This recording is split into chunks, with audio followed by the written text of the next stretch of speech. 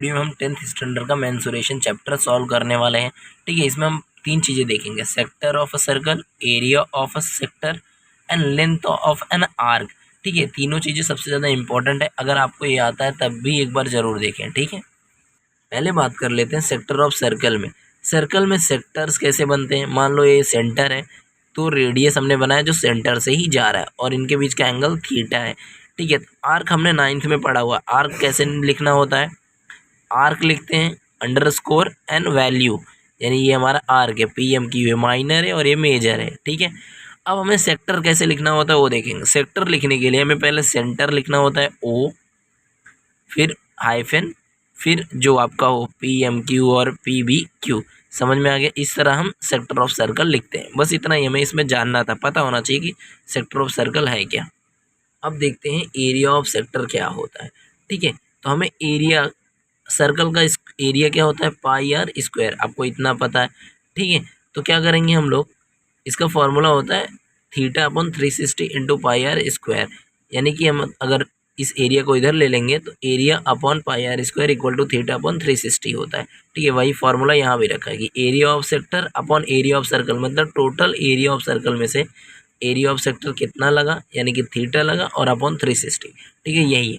ठीक है, यहाँ पर क्या लिखा हुआ है, थीटा कैसे आया, मान लो थीटा 360 है तो वैल्यू 1 हो जाएगी, यानी स्क्वायर जो हमारा फॉर्मूला है एरिया, उसमें 1 का मल्टीप्लाई करेंगे। अगर थीटा 180 है तो 1/2 से मल्टीप्लाई करेंगे, 90 है तो 1/4 से, कुछ इस तरीके से। इसको हम और डिटेल में आपको बताता हूँ। देखो कुछ इस तरीके से, यानी कि थीटा की वैल्यू 360, यानी कि पूरा 360, आधा हो गया 180, 4 भाग हो गए तो 90, यानी सब 90 के, और ऐसे 60 के।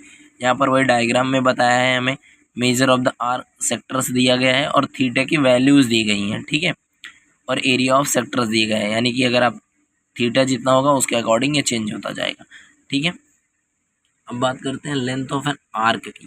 पहले समझ लेते हैं, लेंथ का मतलब होता है सरकमफेरेंस, आपको ऐसा याद रखना है। ठीक है, यानी हम सरकमफेरेंस में क्या करते हैं, टोटल लेंथ ही निकालते हैं। मतलब मान लो आपको रेक्टेंगल का बोलूँगा तो टोटल आप सरकमफेरेंस ही उसका निकालोगे, लेंथ की बात करूँगा तो। ठीक है, तो इसका होता है, इसमें भी सेम होता है, theta upon 360 into 2 pi r. Circumference कितना, 2 पाई आर, यानी कि टोटल लेंथ में से हमें यल चाहिए, यल अपॉन 2 पाई आर। अगर इसको इधर ले लिया तो ये फॉर्मूला बनेगा, और length of an arc upon circumference equal to theta upon 360, ऐसा इसका फॉर्मूला होता है। ठीक है, इसको भी डिटेल में समझते हैं। वही यहाँ पर भी दिया हुआ है कि यल की वैल्यू चेंज होती जाएगी, यानी कि 2 पाई आर हमारा पूरा यल है, फिर अगर आधा ही हमें लेंथ नापना पड़ेगा तो 1/2 से डिवाइड करेंगे।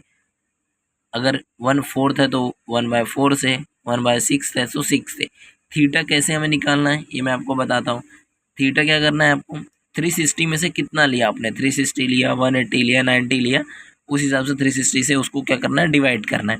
मान लो आपने यन लिया, यानी कोई थीटा वैल्यू लिया, जैसे मैंने 70 लिया, उसको 360 से डिवाइड करेंगे। ठीक है, वही हम क्या करते हैं, 2 पाई आर में से मल्टीप्लाई कर देंगे, जो वैल्यू आई मल्टीप्लाई, उसी हिसाब से ये फॉर्मूला बना हुआ है हमारा। ठीक है, तो दोस्तों इसमें दो ही इंपॉर्टेंट फार्मूला था, हमने देखा area of circle pi r square और सरकमफेरेंस ऑफ सर्कल यानी लेंथ पूरा। यहाँ पर देखो हाईलाइट करके रखा तो आपको समझ जाएगा। ठीक है, तो वीडियो अच्छी लगी तो लाइक कर देना, make sure you subscribe the channel, subscriber is very important. Okay, मिलते हैं नेक्स्ट वीडियो में। कोई ओपिनियन है तो हमें कमेंट में जरूर दें। And all set.